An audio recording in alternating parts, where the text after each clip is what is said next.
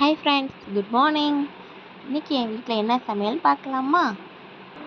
First வந்து சின்ன வெங்காயம் 10 பூண்டு 15 பூண்டு கிட்ட நல்லா உரிச்சு வச்சுக்கோங்க. அதுக்கப்புறம் முள்ளங்கியை நல்லா ஸ்லைஸாக வெட்டி வச்சுக்கோங்க, தோலை சீவிட்டு. அதுக்கப்புறம் தக்காளி வந்து 3 தக்காளி வெட்டிக்கோங்க. எண்ணெயை வந்து நல்லா பாயில் ஆனதுக்கப்புறம் அதில் வெட்டி வச்சுருக்க முள்ளங்கியை வந்து போடணும்.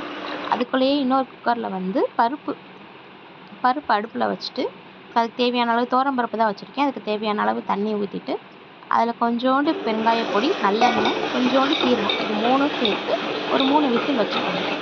இந்த சைடு எண்ணெயில் வந்து முள்ளங்கியை போட்டு முள்ளங்கியை நல்லா வதக்கிக்கிட்டே இருக்கணும்.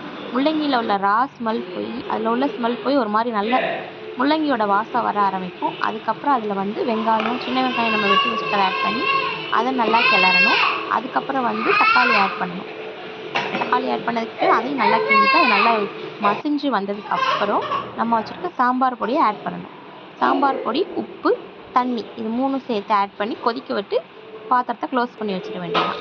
இந்த பக்கம் வந்து என்ன பண்ண போகிறோம் அப்படின்னா, பீக்கங்காய் பொரியல் பண்ண போகிறோம். பீக்கங்காய் பொரியலுக்கு முதல்ல எண்ணெயை காய வச்சு கடுகு, கருவேப்பிலை, சீரகம், இது 3யும் போட்டு நல்லா பொரிய விடணும்.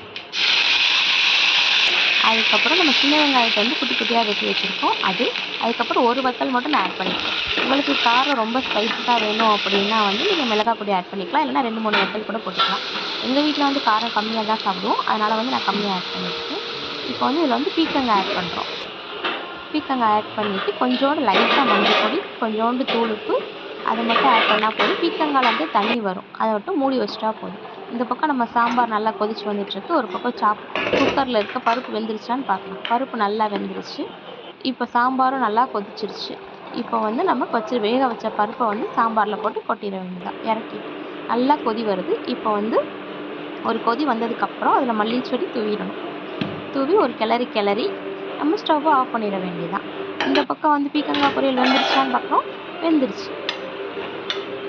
இந்த மாதிரி கரெக்டாக அதில் உள்ள தண்ணியெல்லாம் பிரிஞ்சு வந்துடும். அது நான் தண்ணியே ஊற்றணும், அதை பீக்கங்காயில் இருக்க தண்ணி தான். இது வந்து டெலிவரி ஆனவங்க வந்து சாப்பிட்டா சீக்கிரமே வயிற்றில் இருக்க புண்ணு ஆறிடும். யாராக இருந்தாலும் இதில் வந்து ரொம்ப உரப்பு சேர்க்காமல் எவ்வளோ தூரத்துக்கு நம்ம பீக்கங்காய் எடுக்கிறோமோ வயிற்றில் புண்ணு இருந்தால் சீக்கிரம் ஆறிடும்.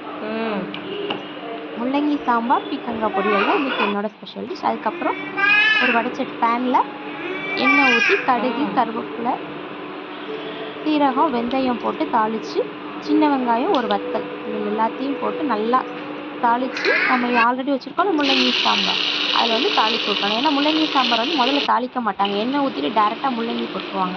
அதனால் இந்த மாதிரி தாளித்து அதில் ஊற்றிடுங்க. இந்த சமையல் எப்படி இருக்குன்னு செஞ்சு பார்த்துட்டு எனக்கு சொல்லுங்கள். தேங்க்யூ. இதுதான் என்னோட ஸ்பெஷல் டிஷ், இன்னையோட சாம்பார். தேங்க்யூ. ஃபாலோ பண்ணுங்கள், சப்ஸ்கிரைப்